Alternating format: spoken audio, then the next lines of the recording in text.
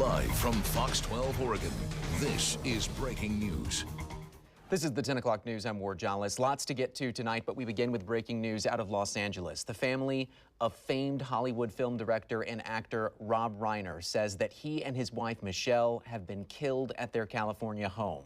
Police and firefighters in Los Angeles responded to the home tonight after reports of 2 people being found dead inside. Police are saying this is an apparent homicide.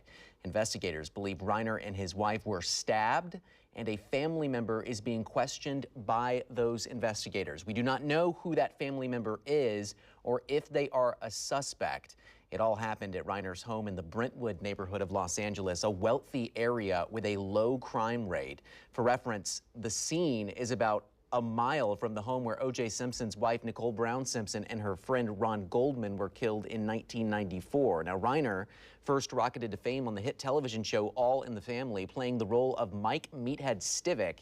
He also acted in movies, but then switched to directing. Some of his well-known films include Stand By Me, The Princess Bride, When Harry Met Sally, and A Few Good Men.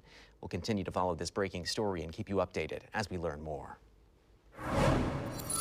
Well, as we begin the first night of Hanukkah, Jewish communities in Portland and beyond are both celebrating and mourning. In Pioneer Courthouse Square tonight, hundreds gathered for the city's annual menorah lighting event, kicking off the holiday that commemorates the Jewish people's faith and resilience, marked by the miracle of light lasting for 8 days.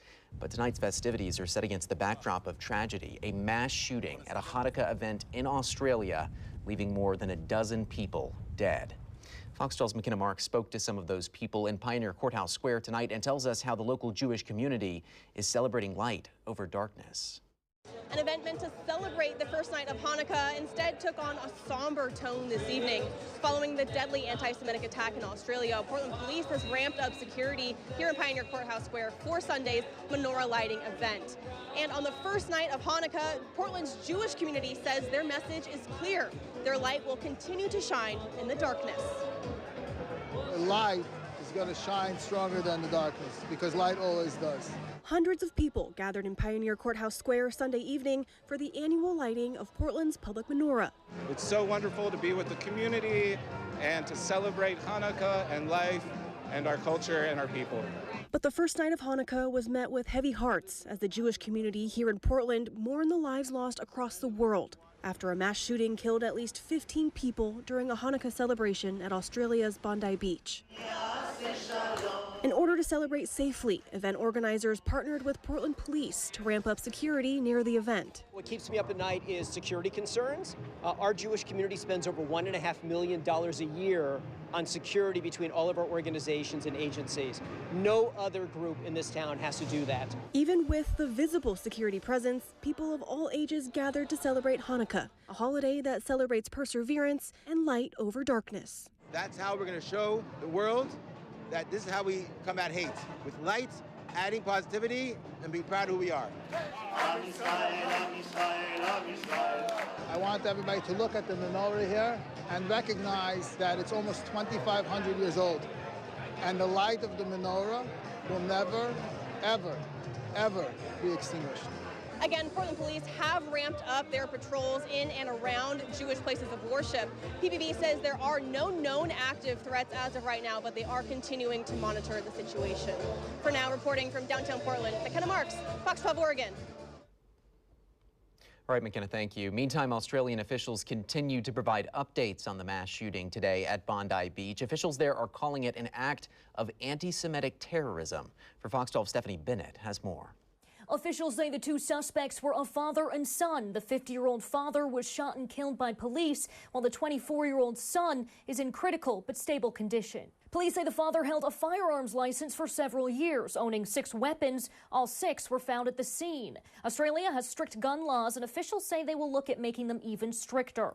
The Australian Prime Minister said this was an act of pure evil, anti-Semitism, and terrorism. He was asked if the government had failed the Jewish community. Here's his response. This is a time where all Australians need to wrap our arms around Jewish Australians. So we stand with them.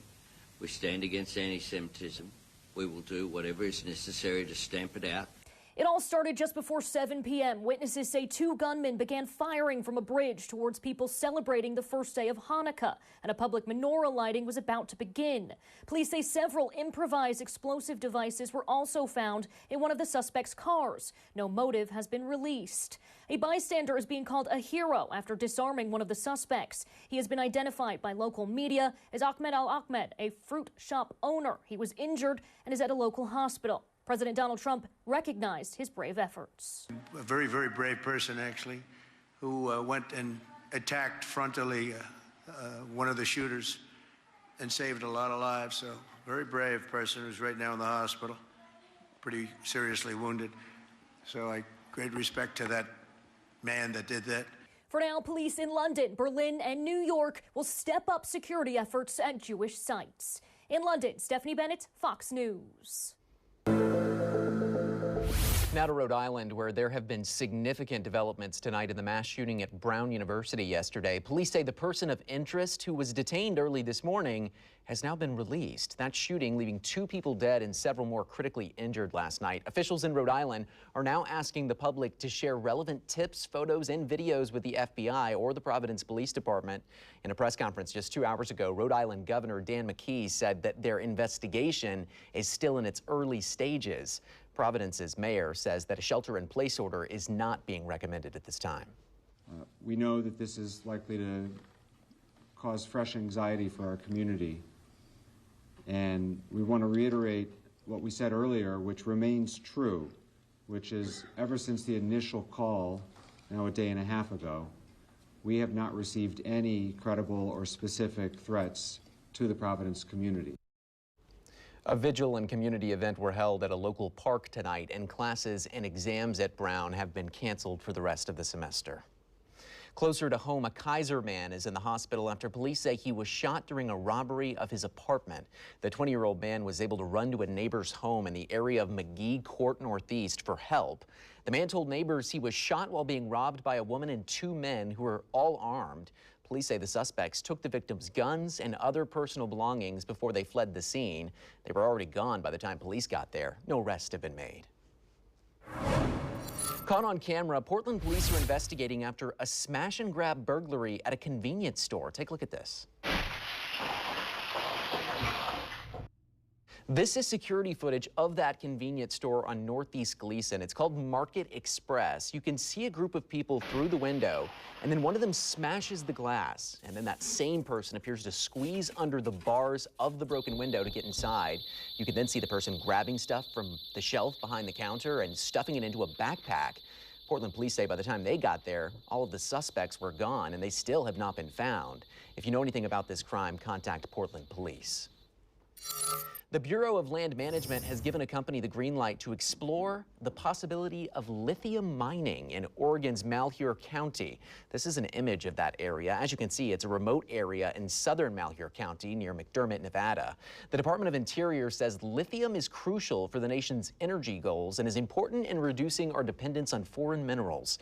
As part of the 5-year deal, High-Tech Minerals Incorporated is authorized to drill at 168 sites and build 22 miles of road.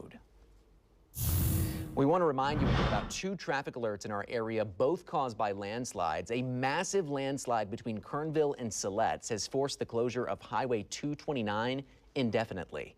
The slide significantly damaged multiple homes and created hazardous conditions in that area. In fact, parts of homes are even washing ashore along the coast and along the Siletz River. Officials say if you find any of those personal belongings, take them to the Lincoln City Fire or police departments. ODOT says this will be a long-term closure, and it's not clear if that means days, weeks, months, or even longer. The agency is urging drivers to use Highway 101 to get around the closure until further notice. Meantime, in Cowlitz County, Barnes Drive in Castle Rock is closed because of a landslide there. This happened about a half mile from Interstate 5. WashDOT says Barnes Drive will also be closed for a long time. All right, let's check in with Fox 12 meteorologist Camila Orti now with a check of the weather. Noticeably cooler today, but we're still above average for this time of year. What is going on right now? I know, just a lot of warm, moist air, left over from the atmospheric river. Then we had a ridge of high pressure. So don't worry, things will start to cool down over the next week. It's going to feel and look a little bit more like December. Still pretty mild out there from our Rivermark Community Credit Union camera, 50 degrees and calm. We'll take a look at the rainfall totals in a moment. We did get a few showers this morning, but here's a look at those highs today. So we ended up at 51 at PDX. Notice average high for today's date is 47 for Portland. A little bit warmer to our south. Eugene getting into the mid 50s and low to mid 50s for our coastal communities this afternoon. Here's a look at those rainfall totals. So for us in the Portland metro area, just kind of trace amounts, a few hundredths of an inch, a little bit more north there in Kelso, picking up more than 1/10 of an inch, and 4/100 of an inch in Tillamook. Totally dry in Salem and to the south. Here's what we're tracking in the forecast. Turning wet this week. We think maybe 2 to 4 inches of rain Monday through Friday. Staying quote unquote warm for December, at least the next several days. This gets us through about midweek Thursday, and then we'll start to see things cooling down a little bit. And mountain snow returns. By midweek, things are going to be cold enough to start to see that accumulating for our ski resorts, which is very exciting and very needed. All right, so tonight in the metro area and the valley, we will see rain arriving late, like after midnight, but it is going to be a wet start to your Monday. Low temperatures will still be very mild, upper 40s to about 50 degrees, and that's because of that warm rain arriving. Partly cloudy and dry in eastern Oregon tonight. I'll take you through the timing of the rainfall tomorrow. It's going to be gusty at times, too. All those details are coming up. The 10 o'clock news is just getting started. Several people left without a home after a large apartment fire. What fire investigators say may have caused it and why police say it was avoidable. And later, see what's expected to happen next now that petitioners have enough signatures to bring Oregon's transportation bill onto next year's ballot. You're watching the 10 o'clock news. First, live, local,